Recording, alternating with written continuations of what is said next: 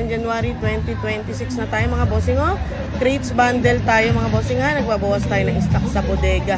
Ayan, mga power tools, hand tools, MDL, ADR.